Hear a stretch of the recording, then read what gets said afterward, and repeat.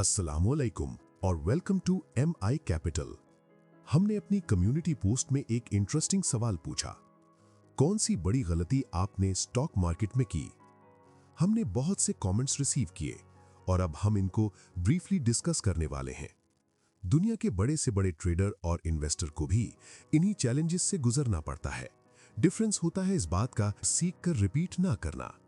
आइए सीखते हैं और समझते हैं कि कौन सी गलतियां कॉमन हैं और उनसे कैसे बचा जा सकता है।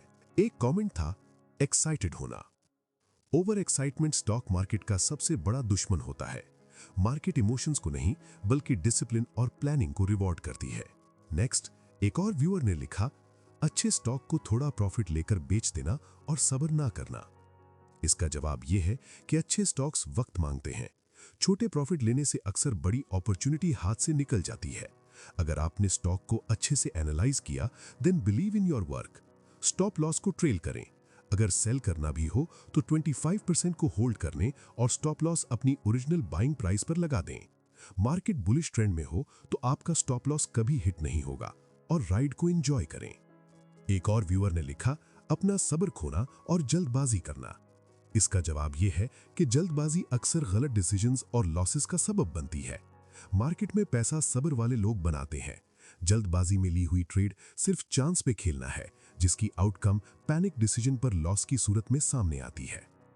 नेक्स्ट व्यूअर ने लिखा, स्टॉक सिलेक्शन। गलत स्टॉक सिलेक्शन पूरी स्ट्रैटेजी को फेल कर देती है। सिर्फ प्राइस नहीं बल्कि बिजनेस और फंडामेंटल्स देखना जरूरी होता है। स्टॉक सिलेक्ट करते हुए रिस्क मैनेजमेंट भी जरूरी है। चाहे स्टॉक कितना अच्छा ही क्यों ना हो, फुली एक स्टॉक में इन्वेस्टमेंट ना करें, और एक स्टॉक कितना बुरा ही क्यों ना हो, उसे बिग लेवरेज के साथ शॉर्ट ना करें। नेक्स्ट कमेंट है, वैल्यूएशन समझे बगैर स्टॉक्स खरीदना। वैल्यूएशन के बगैर बाइंग अंधेरे में तीर चलाने जैसी होती है, क्योंकि स्टॉक मार्केट में आप रिस्क को ट्रेड करते हैं। ये कोई ग्रोसरी आइटम नहीं कि आप पैसे देकर कुछ भी खरीद लें। सस्ती प्राइस और सस्ता स्टॉक एक जैसी चीज नहीं होती। स्ट्रैटेजी से रिलेटेड कमेंट है, डाइवर्सिफाइड पोर्टफोलियो। इसका जवाब यह है कि डाइवर्सिफिकेशन अच्छी होती है, लेकिन हद से ज्यादा डाइवर्सिफिकेशन रिटर्न्स को कम कर देती है।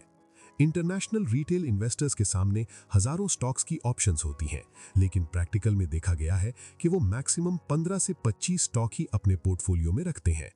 PSX में लिक्विड स्टॉक्स हैं ही 150 से 200, और अगर मार्केट साइडवेज या बेरिश हो तो इनकी तादाद भी कम हो जाती है। नेक्स्ट कमेंट है, टारगेट प्राइस पर सेल ना करना। टारगेट सिर्फ नंबर नहीं होता बल्कि डिसिप्लिन का टेस्ट होता है। अगर प्लान फॉलो ना हो तो प्रॉफिट सिर्फ थ्योरी रह जाता है। एक और व्यूअर ने लिखा, अकाउंट खोलना ही सबसे बड़ी गलती थी। अकाउंट खोलना गलती नहीं होती, नॉलेज के बगैर ट्रेडिंग या इन्वेस्टमेंट करना गलती होती है। क्या आप कोई और एसेट लेते हुए इतना टाइम लगाते हैं जितना स्टॉक खरीदते हुए? अक्सर इसका जवाब होता है नहीं।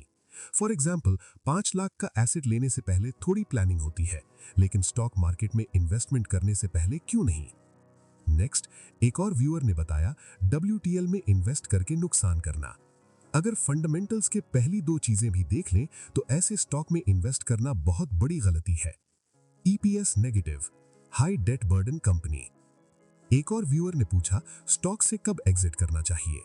एग्जिट तब करनी चाहिए जब टारगेट अचीव हो जाए, फंडामेंटल्स चेंज हो जाए, स्टॉप लॉस हिट हो जाए, और ये सब एंट्री करते हुए डिसाइड करना चाहिए कि अपनी एक्सपेक्टेशन इस स्टॉक से क्या है और फंडामेंटल्स उनके साथ अलाइंड है।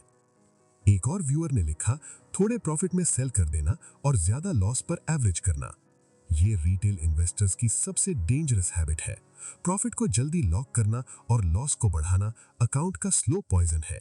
रूल है, cut your losses early and let the profits run. Capital fuel है आपकी इन्वेस्टमेंट का। अगर फ्यूल खत्म होता जाएगा तो आपकी दौड़ स्टॉक मार्केट में कम होती जाएगी।